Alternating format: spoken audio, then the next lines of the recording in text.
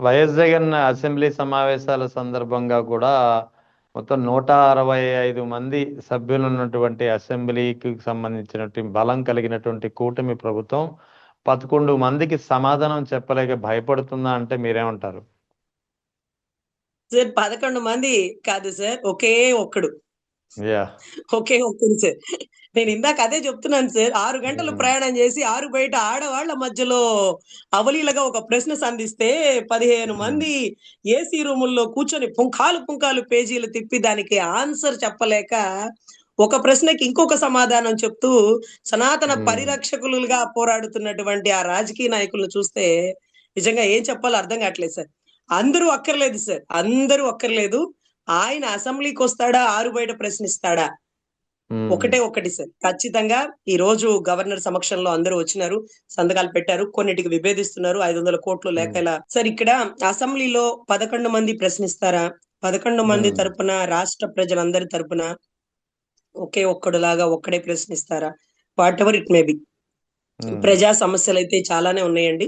నాణ్యత లేకుండా పోలవరం ఎందుకు పూర్తి కాలేక ఆగిపోయిందో, దానికి ఉమ్, గల 5 బలమైన కారణాలని అసెంబ్లీలో ప్రస్తావిస్తారా? ఆరు బయట ప్రస్తావిస్తారా? వేచి చూద్దాం. 500 ఉమ్, కోట్లు లేక మెడికల్ కాలేజీని ప్రైవేటీకరణ చేస్తారా? ఉమ్, 70% 70% పూర్తయిపోయిన వాటిని.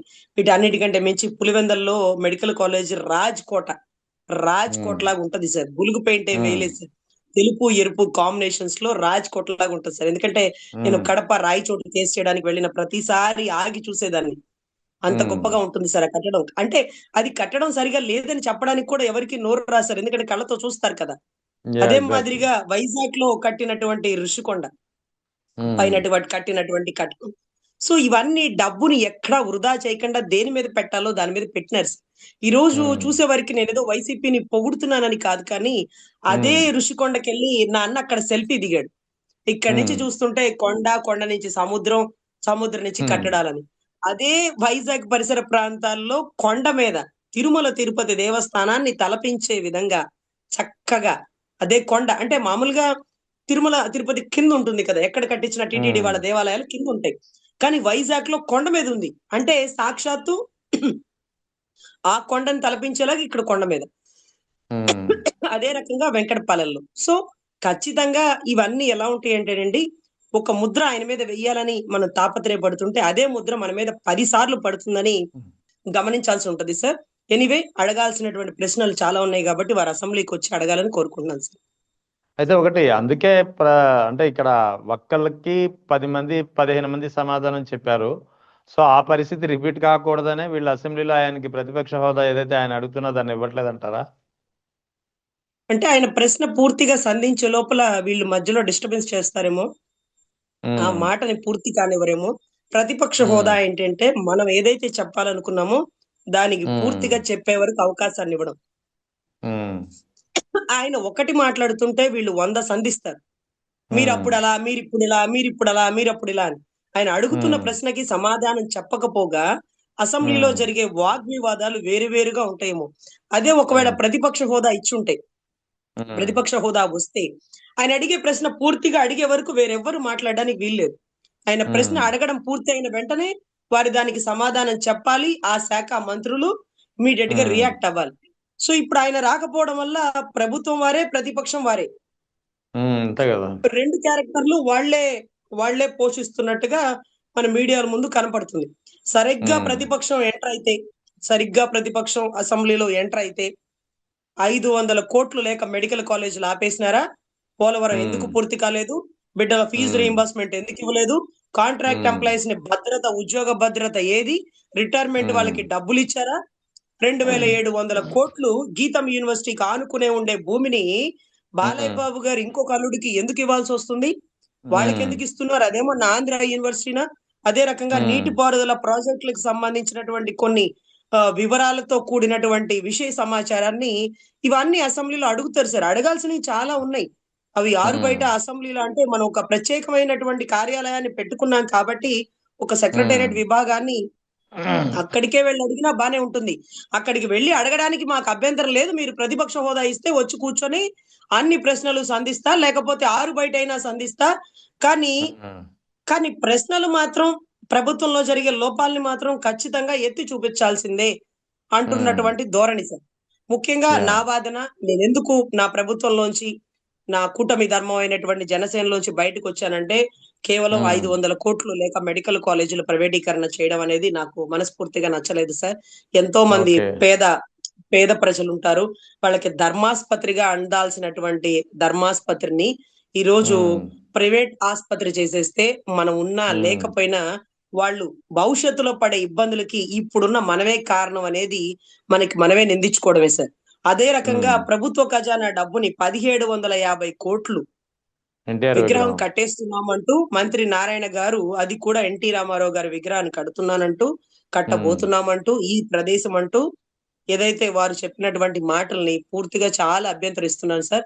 మేము తిని తినకట్టే పన్నుల్ని మీరలాగా కట్టడాలు కట్టుకోవడం ఆపి, ప్రజలకి పనికొచ్చే ప్రభుత్వ ఆస్పత్రులకో, స్కూళ్ళకో ఇంకా వేటికైనా వాడుకోండి. అంతేకాని వాళ్ళకి కుటుంబ సభ్యులు ఎంతో మంది ఉన్నారు. ఎన్టీ రామారావు గారి సంతానం అందరూ డబ్బున్న వాళ్ళే.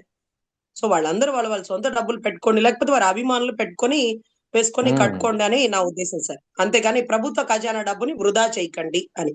మరి ఇంత అంటే మీరు చాలా స్ట్రైట్ ఫార్వర్డ్ గా చెప్పారు మీరు ఎందుకు పార్టీలోంచి బయటికి రావాల్సి వచ్చిందో అని. కానీ అదే పార్టీలో ఉంటూ డిప్యూటీ సీఎం హోదాలో ఉండి ప్రశ్నించడానికే పార్టీ పెట్టాను, ఏ అన్యాయనైనా సరే నేను ప్రశ్నించి తీరుతానని చెప్పినటువంటి మీ మాజీ అన్న ఈ మెడికల్ కాలేజీల వ్యవహారాన్ని కానీ ఇతర ఆకృత్యాలు అనొచ్చు, దౌర్జన్యాలు అనొచ్చు, లేకపోతే అన్యాయకరమైనటువంటి పరిస్థితి కావచ్చు, వీటిని ఎందుకు ప్రశ్నించలేకపోతున్నారు? సార్ అన్న ఎప్పుడు అన్నే సార్. మాజీ అన్న, పాత అన్న అదేమి ఉండదు. అదేలేండి. మా అన్న ఎప్పుడు రైట్. అన్నే. కానీ అన్న, ప్రశ్నించే అన్న ఈ రోజు ఎందుకు ఈ నిశ్శబ్ద పోరాటమో నాకు అర్థం కావట్లేదు సార్. ఎందుకంటే తప్పు ఎక్కడున్నా ప్రశ్నించండమ్మా అనే నేర్పించింది మాకు. ఈ రోజు అంతే కూడా కదా. అవతలోడు కోటి రూపాయలు ఇచ్చినా అన్నను ఒక్క మాట కూడా మేము అనం సార్. ఎందుకంటే ఉమ్, నువ్వు ప్రశ్నించాలన్నా, నువ్వు గతంలో ఎలా ఉమ్, ప్రశ్నించావు? ఇది చాలా తప్పు. 500 కోట్లు లేవా మన దగ్గర? యోగాంధ్రకి ఎంత అయినాయో ఉమ్. తెలుసా?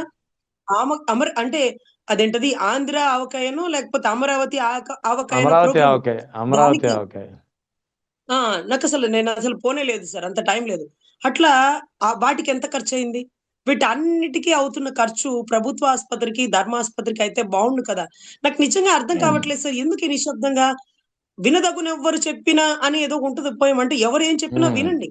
కానీ అన్నిటిని నమ్మకండి. యా. నమ్మి దాన్ని ఇంప్లిమెంట్ చేయకండి. ఇప్పుడు కూడా అన్న చక్కగా ఆయన పంచాయతీ శాఖలో ఎక్కడో, ఎక్కడో ఒక గూడెంలో కరెంట్ కూడా లేని దగ్గర కరెంట్ ఇప్పించినాడు నా అన్న. కార్తీక మాసం మనం దీపాలు వెలిగిస్తే అక్కడ దీపాలు వెలిగించినాడని గొప్పగా చెప్పుకున్నాం. ఇప్పుడేంటి అవన్నీ వదిలేసొచ్చి చంద్రబాబు గారి పక్కన కూర్చొని ఆయన ఏం చెప్తే అదే చెప్తున్నారు. ఆయన లడ్డూలో ఉమ్, కల్తీ ఉందంటే అవునవును కల్తీ ఉంది. ఆయన లడ్డూలో ఉమ్, పందికో కలిస్తే అవునవును పందికో కలిసింది. అరే ఉమ్, ప్రభుత్వ ఆస్పత్రికి టెండర్‌లోళ్ళు ఎందుకు రావట్లేదు తెలుసా? ఆ వచ్చే ఉమ్, టెండర్‌లోళ్ళకి తెలుసు 2029కి జగనొస్తాడని. ఉమ్, 2029కి జగనొస్తాడు. ఆ టెండర్ ఏస్తే మనకి డబ్బులు రావు. డబ్బులు రావు. మనల్ని వెంటబడతాడు, వేటాడతాడని ఒక భయం ఉమ్, వాళ్ళకుంది. సరే పోనీ మనం ఏదో ఒకటి జనాల్లో చూపించాలి కాబట్టి చంద్రబాబు గారి దగ్గర ఉన్నటువంటి పెద్ద పెద్ద వ్యాపారవేత్తలు, విద్యావేత్తలు, సపోజ్ మంత్రి నారాయణ గారు, లేకపోతే వీళ్ళందరూ మెడికల్ కాలేజ్‌లో అవసరమే కదా! మరి వాళ్ళని అవును, టెండర్‌లేయమనండి.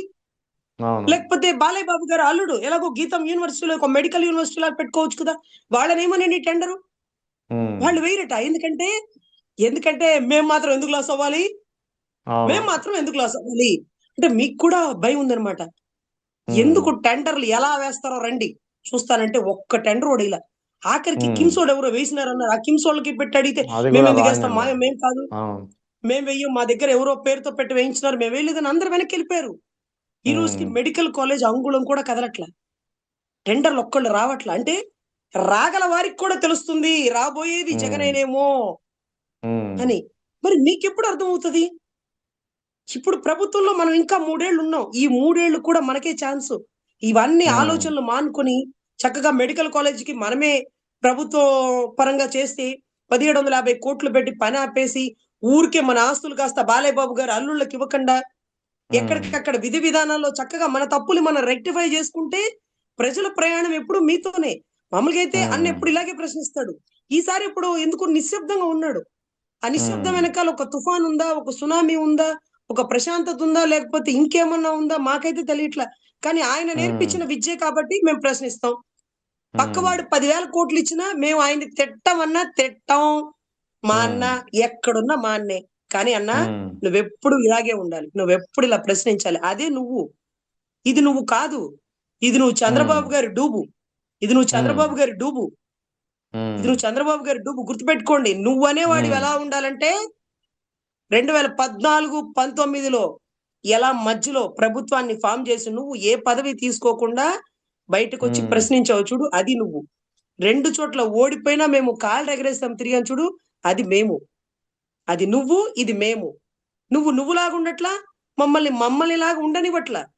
ఈ రోజు యా, తప్పుని ప్రశ్నిస్తే టీడీపీ సోషల్ మీడియా బూతులు తిడుతుంది. బూతులు ఉమ్, తిడుతుంది. మీ పార్టీలో ఇన్ని సంవత్సరాలు పనిచేసిన ఆడబిడ్డని బూతులు తిడుతుంది. నేను ప్రశ్నిస్తున్నా. వ్యక్తిగతంగా కాదు. వ్యవస్థల్లో జరిగిన ఉమ్, తప్పుల్నే. ఒక్క మాట నిన్నన్ను 10,000 కోట్లు ఇచ్చినా చంద్రబాబు గారిని కూడా అనను. తప్పుని ఉమ్, తప్పనే అంటా. మరి నా మీద ఎందుకు బూతులు తిడుతున్నారు? ఓకే. కమల్ హాసన్ గారికే క్యారెక్టర్ లేదన్నోళ్ళు మీరు. ఉమ్, కమల్ హాసన్ గారే వస్తున్నాయి జగన్నాథ రథ చక్రాలు అనగానే అసలు జగన్ అనే పేరు, జగన్నాథ రథయాత్ర జరుగుతుంది. జగన్నాథ స్వామి ఉన్నాడు. ఆ పదం ఉమ్, చెప్పగానే మీరు కమల్ హాసన్‌కే క్యారెక్టర్ లేదన్నోళ్ళు. పవన్ కళ్యాణ్ గారు పక్కకొస్తే నెత్తిన రూపాయి పెడితే పావలాకు కూడా పోదని వాళ్ళే అంటారు. అంటే మిమ్మల్ని విభేదిస్తే ఎవరి పరిస్థితైనా ఇంతేనా? తప్పు కదా! తప్పుని తప్పన్న నా అన్నని, నా అన్న కుటుంబాన్ని, నా అన్న తల్లిని మీరెంత ఇబ్బంది పెట్టారు. సో, ఎనీవే మా అన్న నేర్పించిన విద్యే తప్పుని తప్పనే అంటాం. ఈ వ్యవస్థలో చాలా తప్పులు జరుగుతున్నాయి. దయచేసి రైట్. ఎవరికి వారు రెక్టిఫై చేసుకోవాలని కోరుతున్నాం సార్. ఏ ప్రభుత్వం అయితే ఇది ఒక హిందూ ప్రభుత్వం, సనాతన ప్రభుత్వం అని చెప్పుకునే ప్రయత్నం కొత్తగా తెరపైకి తీసుకొస్తుందో, అటువంటి ప్రభుత్వ హయాంలో హిందూ భక్తులపై, హిందువులపై, అంటే ముఖ్యంగా దేవుని దర్శనానికి వెళ్ళినటువంటి హిందూ భక్తులపై లాఠీ చార్జ్ చేస్తున్నటువంటి పరిస్థితి. ఒకటి మనం ముందు సనాతన ధర్మం అనే పదాన్ని పలుమార్లు గతంలో గౌరవ ఉప ముఖ్యమంత్రి వర్యులు వాడేవారు. ఇప్పుడు ఉమ్, ఆశ్చర్యం ఏంటంటే గౌరవ ముఖ్యమంత్రి వర్యులు కూడా అదే పదాన్ని పలుమార్లు సంబోధిస్తున్నారు. So, yeah. అంటే సనాతన ధర్మంలో నిన్న మాట్లాడుతూ ఆయన వివాహాలు పైన భగవంతుడు నిర్ణయిస్తాడు. విడాకులనేది ఉండకూడదు. ఒక భర్త, ఒక భార్య అంటే ఏదో చట్టాన్ని చెప్తున్నారు. బట్ ఉమ్, ఆయన సుప్రీం కోర్ట్‌కి ఒక సజెషన్ లెటర్ రాస్తే పోతది. విడాకులు అంటే డైవర్స్ యాక్ట్ ఉమ్, అంటే డైవర్స్ అనేదే తీసేయండి అనేది. ఉమ్, అదే చాలా ఆశ్చర్యం అవుతుంది. ఏం ప్రశ్న అడుగుతున్నారు? ఏం సమాధానం చెప్తున్నాడు సార్? అదొక సెకండరీ ఉమ్, థింగ్. సో, ఇక్కడ శివభక్తులకి పొరపాటున మనం నడుస్తూ తొక్కిసలాటలో అంటే గబుక్కన ఒకళ్ళొకళ్ళు నెట్టుకున్నప్పుడు కాలు తగిలితేనే కళ్ళకద్దుకుంటాం. అంటే సాక్షాత్తు స్వామి అని మనం భావిస్తాం. నేను యా. రెగ్యులర్‌గా భవానీ మాల వేసుకుంటాను సార్. భవానీ మాల వేసుకున్నప్పుడు నేనే అమ్మవారుగా భావిస్తారు. నా ఇంట్లో నా కుటుంబ సభ్యులైనా ఈవెన్ దో నా భర్తతో సహా అందరూ కూడా చెప్పు భవాని అంటూ ఉమ్, చాలా పద్ధతిగా సంబోధిస్తారు. అది వాళ్ళకిచ్చేటటువంటి గౌరవం. అక్కడ లోపల ఉండే మనిషిని చూడరు. ఉమ్, లోపలుండే మనిషిని చూడరు. ఆ మాల వేసుకున్నటువంటి ఇప్పుడు అయ్యప్ప స్వామి అయితే అయ్యప్పగా జూస్తారు. భవానీ మాల అయితే భవానీగా జూస్తారు. ఈరోజు వారు ధరించింది శివమాల కాబట్టి సాక్షాత్ పరమేశ్వరుడుగానే మనం భావించాలి. అవును. శివుడుగానే భావించాలి. సో, ఎంత దారుణమైనటువంటి తొక్కిసలాటలు జరుగుతున్నాయంటే, అసలు కర్రలతో వాళ్ళని సంబాళించేటటువంటి ప్రయత్నం, కర్రలతో ఉమ్, కొట్టే ప్రయత్నం, కర్రలతో కొట్టారు. వీటన్నిటికంటే మించి భక్తులు ఎంత ఇబ్బంది పడ్డారు అంటే, ఆ ఫ్రంట్ కెమెరా పెట్టుకొని అక్కడ జరిగినటువంటి ఇబ్బంది చూస్తుంటే వ్యవస్థ ఏమైపోయింది? ఉమ్, ఎండోన్మెంట్ మంత్రి గారేరి? హోమ్ మినిస్టర్ గారేరి? హోమ్ మినిస్టర్ గారేరి? గౌరవ డిప్యూటీ సీఎం గారు పలుమార్లు సంబోధిస్తుంటారు సనాతన ధర్మం అని. ఉమ్, దాంట్లో ఉమ్, శివుడు ప్రథమ పాత్ర పోషిస్తాడు. ఆది అతనే, అంతము అతనే. మధ్యలో ఉమ్, జగన్నాటక సూత్రధారి విష్ణుమూర్తి గాని, మిగతా ఆది, అంతం 2 ఆయనే. ఉమ్, పుట్టించేది ఆయనే, తీసుకువెళ్ళిపోయేది ఆయనే అంటారు కదా! అటువంటి పరమేశ్వరుడి సన్నిధానంలో అదే శ్రీశైలంలో నరేంద్ర మోడీ గారిని పిలిపించి ఇక్కడ ఇది గొప్పతనం. ఇక్కడ ఇంత ప్రాచుర్యంలో ఉంది అని. చాలా ఉమ్, భక్తులు బాధపడేదేంటంటే సార్, ఉమ్, వెంకటేశ్వర స్వామి టెంపుల్ అంటే తిరుమల తిరుపతి దేవస్థానం ఆంధ్రాలో ఉంది. చెన్నైలో ఉమ్, లేదని ఈ రోజుకి చెన్నై వాసులు చాలా బాధపడుతుంటారు సార్. మాకిదొక్కటుంటే అవును. బావుండు అని. అవును. అదే మాదిరిగా శ్రీశైలం. శ్రీశైలాన్ని కర్ణాటక వాళ్ళు సార్ ఉమ్, భక్తులంటే వారేనేమో అనిపించి, ఉమ్, తలపించే విధంగా ఉగాది రోజు అనుకుంటా సార్. నాకు బాగా గుర్తు. ఉగాది రోజు అనుకుంటా. వారి అమ్మవారట, అంటే వారింటి ఆడపిల్ల, వారింటి ఉమ్, ఆడపిల్ల శ్రీ భ్రమరాంబిక అమ్మవారుగా భావించి ఉమ్, వారు తండోపతండాలుగా తరలి వచ్చి, ఇక్కడ మీరు గమనించండి, ఒక్కరు కూడా రూముల్లో ఉండరు సార్. ఉమ్, కారుల్లో, ఖరీదైన కారుల్లో వచ్చిన వారు కూడా టెంట్లు వేసుకొని రోడ్ల మీద ఉమ్, వండుకొని అక్కడే తిని అక్కడే పడుకొని పసిబిడ్డల్ని కారులో పడుకోబెట్టి, ఉమ్, ఏంటిది అంటే మన ఆడపిల్లనిచ్చినాం, మన ఆడబిడ్డని చూడడానికి వచ్చేటప్పుడు, చూడడానికి ఉమ్, వెళ్ళేటప్పుడు ఎంత మర్యాదగా ఉండాలి అత్తింటి వారి దగ్గర అన్నట్టుగా. ఉమ్, వారింటి ఆడపిల్ల అక్కడ ఉందని వాళ్ళ ఇంటి ఆడపిల్ల కోసం వస్తారు, కానీ ఏ ఫెసిలిటీస్ తీసుకోరు సార్.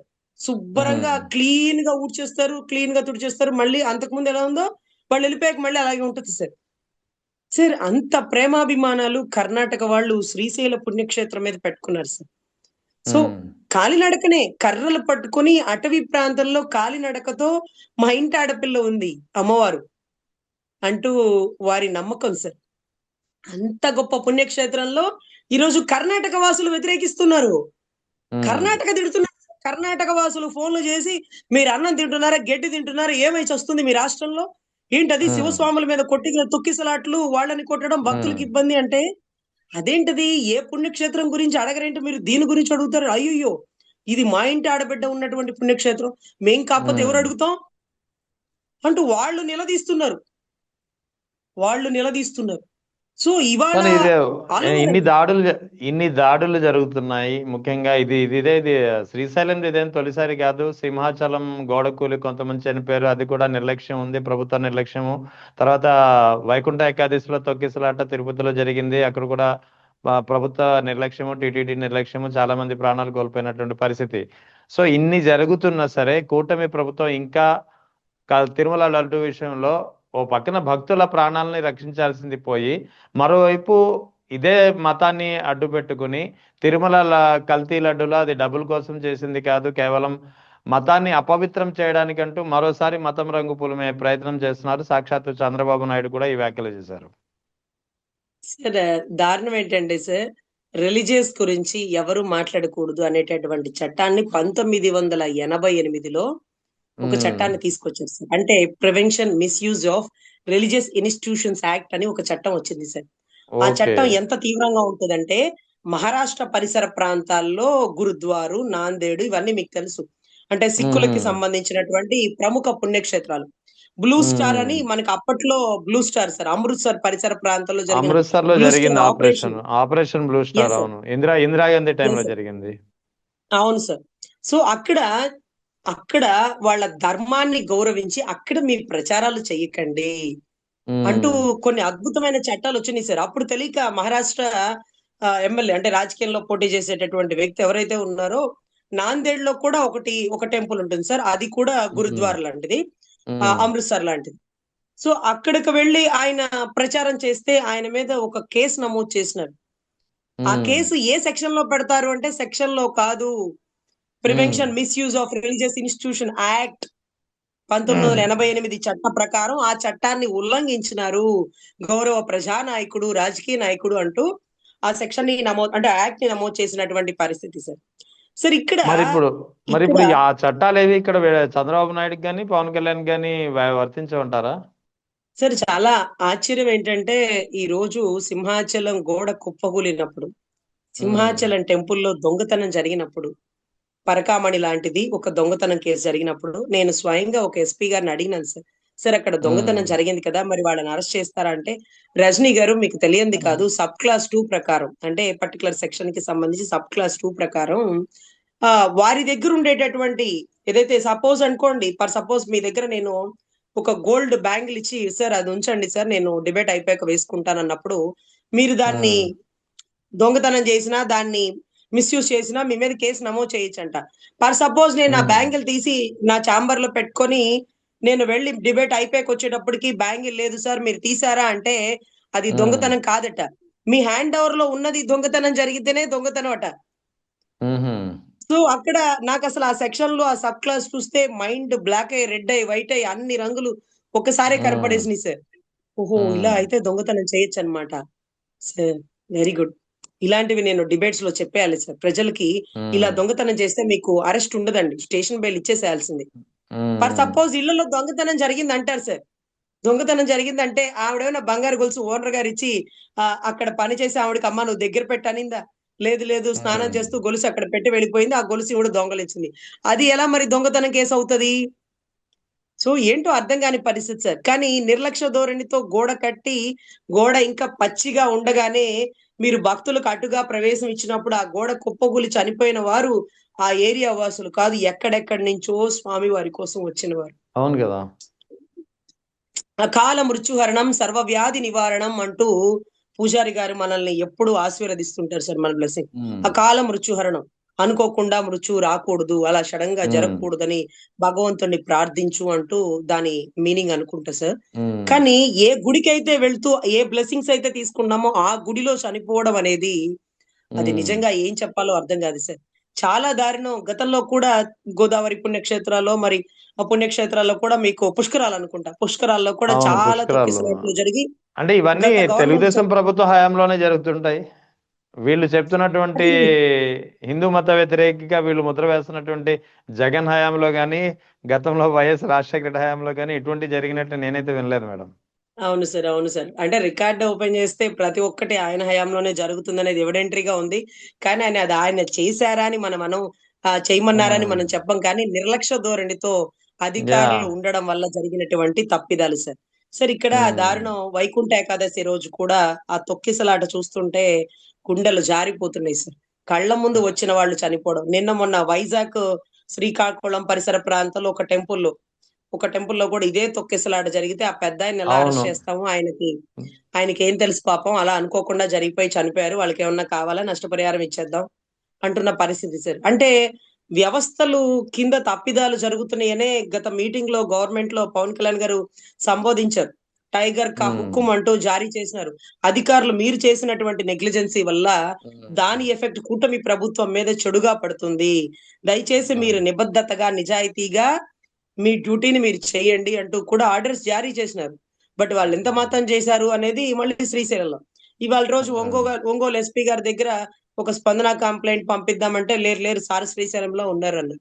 అదేంటి సడన్ గా శ్రీశైలం ఎందుకు వెళ్లారంటే ఇలాగ శివస్వాములు తొక్కిసలాట్లతో జరుగుతుందని ఎక్కడెక్కడ ఎస్పీలన్నీ ఆన్ డ్యూటీలో వేసేస్తున్నారు.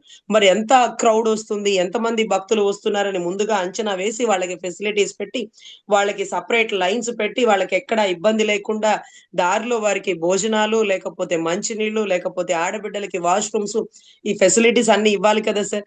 కానీ ఈ టైంలో శ్రీశైలానికి వచ్చే భక్తులందరూ పక్క రాష్ట్రం వాళ్ళు ఎక్కువగా ఉంటారు సార్. 100లో 70% పక్క రాష్ట్రం వాళ్లే సార్.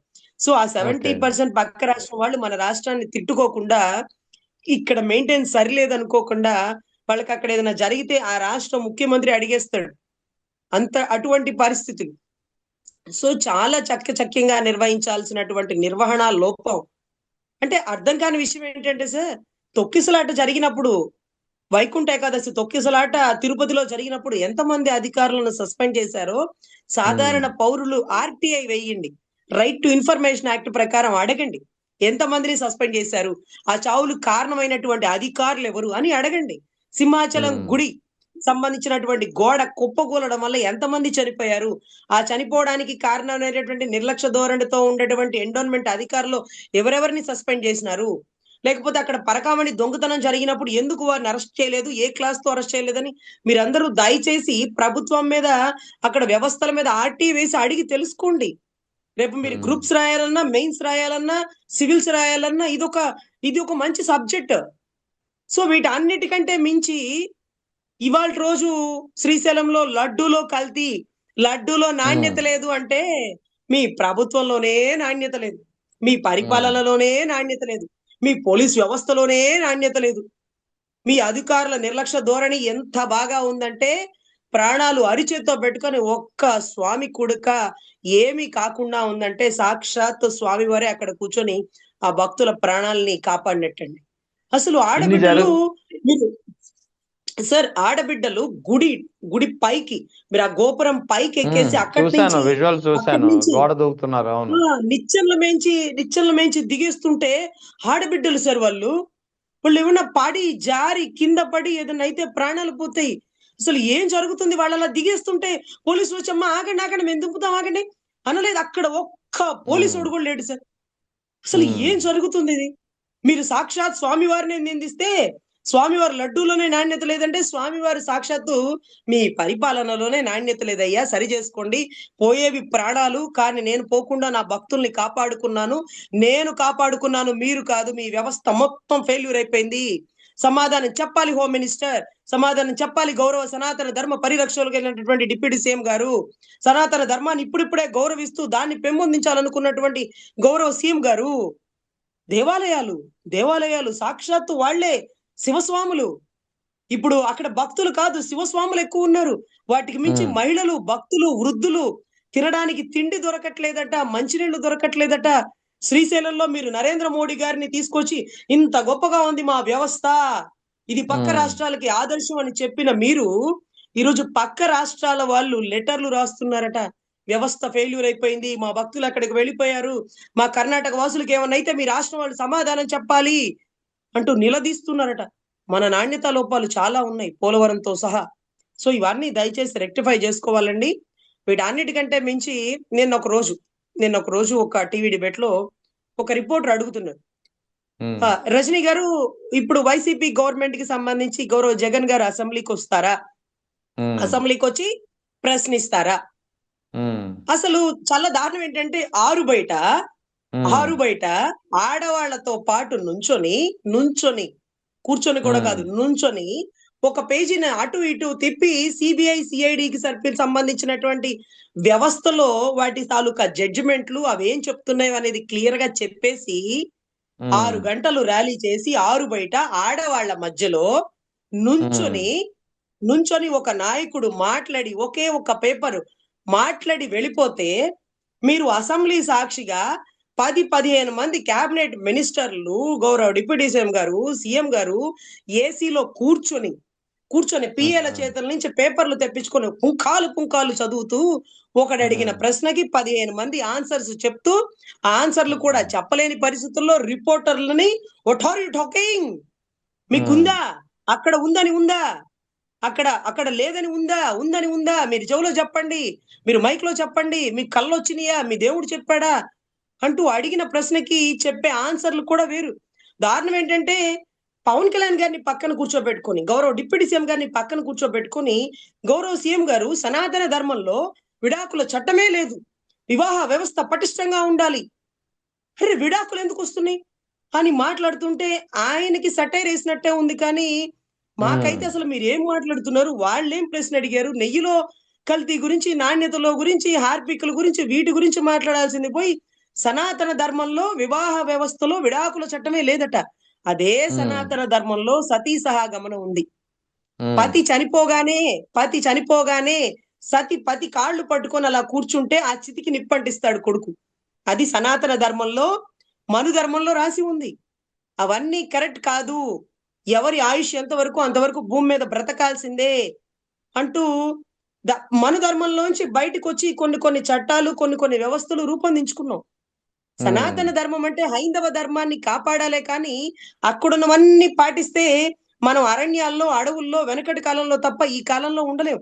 కందుకూరి వీరేశలింగం గారో, గురుజాడ అప్పారావు గారో వీళ్ళందరూ మన ధర్మాన్ని వ్యతిరేకిస్తూ అప్పుడున్న కొన్ని మార్చుకుంటూ వచ్చారు. సో అసలు పయ్యావులు కేశవ్ గారు మాట్లాడతారు సార్, వండర్ బ్రిటిష్ కాలంలో టిటిడి ధర్మాలయం, దేవాలయం మీద దాడులు అరే నిన్ను అడిగిన ప్రశ్న ఏంటి, చెప్పే ఆన్సర్ ఏంటి? నిన్ను బ్రిటిష్ వాళ్ళ కాలంలో టిటిడి ధర్మాలయం, దేవాలయం ఎలా ఉందని అడిగినారా? అరే ఇప్పుడు కల్తీ ఉందా లేదా, కల్తీ లేకుండా ఉందని ఎలా చెప్తారు? నాణ్యత, ఇందాక ఉండవల్లి అరుణ్ కుమార్ గారు చెప్పిన మాటలు వింటే అబ్బబ్బా, ఒక వయసు దాటిపోయాక రాష్ట్రం గడ్డు కాలంలో ఉన్నప్పుడు బయటికి వచ్చి మీ తాలూకా న్యాయ సలహా కానీ, మీ తాలూకా సందేశాన్ని కానీ మీరు ఒక ప్రముఖులుగా ఒక ఇంపార్టెంట్ రోల్ ని గతంలో పోషించిన వారిగా బయటికి వచ్చి మీరు మాట్లాడడం నిజంగా చాలా సంతోషదాయకం అండి. ఎందుకంటే మీరు అన్న మాట ఇప్పటికీ ట్రోలింగ్ కి బాగా గురవుతున్న మాట ఏంటంటే, తిట్టిన వారేమో సెంట్రల్ జైల్లో, పగలగొట్టిన వారేమో స్టేషన్ బెయిల్. ఎలా అది? వాళ్ళకేమో అంటే కొట్టిన వాళ్ళకేమో స్టేషన్ బెయిల్, తిట్టిన వాళ్ళకేమో సెంట్రల్ జైలు. సో ఇది ఎలా ఉందండి? వీటన్నిటికంటే మించి మీరు హార్పిక్ అంటున్నారు, అది అంటున్నారు, ఇది అంటున్నారు. వాంతులు వస్తున్నాయి అయ్యా. మేమంతా నీచు కూడా తినని వారం. గొడ్డు కొవ్వు తినేసినారు, చేప నెయ్యి తినేసినారు. ఇవాళైతే ఒక ప్రముఖ ఛానల్ సార్, మహా న్యూస్ ఛానల్ నెయ్యి తయారీ విధానాన్ని ప్రోత్సహిస్తున్నారు చక్కగా. టాల్కమ్ పౌడర్ ఏసినారో, హార్పిక్ వేసినారో, లేకపోతే కెమికల్ వేసినారో, స్మెల్ కూడా చాలా సువాసన వస్తుందట. మా ఇంట్లో 2, 3 పిల్లలన్నారు, "అక్క, అక్క ఒకసారి అలా తయారు చేద్దామా?" ఒక పిల్లోడొచ్చి అన్నాడు, "ఆంటీ, ఆంటీ అలా తయారు చేద్దాం. మీకేమైనా మెంటలా? మీకేమైనా మెంటలరా? వాళ్ళెవరో పిచ్చి గుంపులాగున్నారు. మీరు వాళ్ళని చూసి మీరు నెయ్యి తయారు చేస్తానంటారు. లేదా స్మెల్ వస్తుందో లేదో చూద్దాం." అంటే చూసేటటువంటి అన్య మతస్థులకి ఏమనిపిస్తుందో తెలుసా సార్? అసలు లడ్డు తయారీ విధానంలో కల్తీ జరిగిందంటే ఏమో, ఏకంగా పంది కొవ్వేశారు. వాళ్ళ హిందువుల్ని ఎగతాళి చేసుకుంటున్నారు. ఎందుకంటే బోర్డు నంబర్‌లు వాళ్ళే. అనిల్ సింఘాల్ గారు హిందువులే. బోర్డు అంతే కదా, నంబర్‌లు హిందువులే. వేరే మతస్థులు అక్కడ ప్రవేశం కూడా లేదు కదా, ఎంట్రీ కూడా లేదు లేదు కదా! కదా. ఏఆర్ డైరీ ఉమ్. హిందువులే. భోలే బాబా హిందువులే. ఉమ్. ఆహ్, ఆ వైష్ణవి ట్ర ఆ డైరీ వాళ్ళదే. వెహికల్ డ్రైవరు సార్, నెయ్యి లారీ తెచ్చే డ్రైవర్‌తో అవును. సహా అందరూ హైందవ ధర్మాన్ని పాటించేవాళ్ళు సార్. వాళ్ళు కూడా అవును. టీటీడీ ఎంప్లాయీస్ కింద లెక్క సార్. సో, అవును. అటువంటి పరిస్థితుల్లో హిందువులే ఈ రకంగా చక్కగా హిందూ ధర్మాన్ని ఎగతాళి చేస్తున్నారా అనే రకంగా అన్య మతస్థులకు అర్థమయ్యే పరిస్థితికొస్తుంది సార్. దయచేసి ఏదైనా తప్పు, ఒప్పుంటే రెక్టిఫై చేసుకోవాలి. అరెస్ట్ చేసి పడేసేయాలి. లోపలేయాలి. కానీ ఇలా మన రాష్ట్రపు గుట్టును వీధులు వేస్తున్నారు. అది కూడా ఏ తప్పు లేకుండా. ఏదైనా ఇప్పుడు తప్పుంటే వా బయట పెట్టుకున్నా తప్పులేదు. అస్